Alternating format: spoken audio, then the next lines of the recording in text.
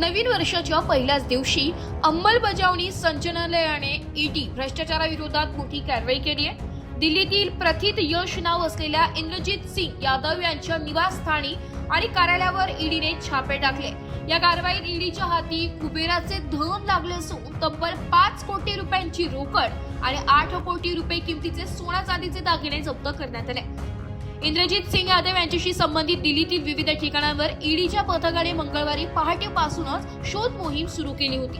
आर्थिक गैरव्यवहार आणि बेहिशोबी मालमत्तेच्या संशयावरून ही कारवाई करण्यात आल्याचं समजतं। धाडी दरम्यान सापडलेली रोकड मोजण्यासाठी ईडीला मशीन मागवावे लागले होते। एवढेच नाही तर दागिन्यांचे वजन आणि त्यांची किंमत काढण्यासाठी देखील सोनाराला मशीनसह बोलावे लागले होते।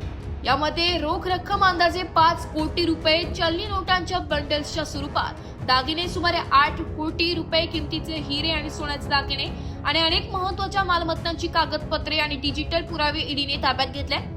इंद्रजीत सिंग यादव यांच्याकडे एवढ्या मोठ्या प्रमाणात रोकड आणि दागिने कुठून आले याचा तपास आता ईडी करीत आहे। या प्रकरणात काही बड्या नेत्यांची किंवा व्यावसायिकांची नावे समोर येण्याची शक्यता वर्तवण्यात येत आहे। ईडीच्या या कारवाईमुळे दिल्लीतील राजकीय आणि व्यावसायिक वर्तुळात मोठी खळबळ माजली आहे। सध्या ईडीचे अधिकारी जप्त केलेल्या कागदपत्रांची पडताळणी करत असून यादव यांची चौकशी केली जाण्याची शक्यता आहे। या धाडीमुळे नवीन वर्षाच्या सुरुवातीलाच तपास यंत्रणांनी भ्रष्टाचाराविरुद्ध कडक पवित्रा घेतल्याचं स्पष्ट झालंय। सध्या हा धनकुबेर फरार असून दुबईला लपला असल्याचं समजतंय। त्याच्या विरोधात उत्तर प्रदेश, हरियाणामध्ये 15हून अधिक फसवणुकीचे, धमकावण्याचे आणि जबरदस्तीचे वसुलीचे गुन्हे दाखल आहेत।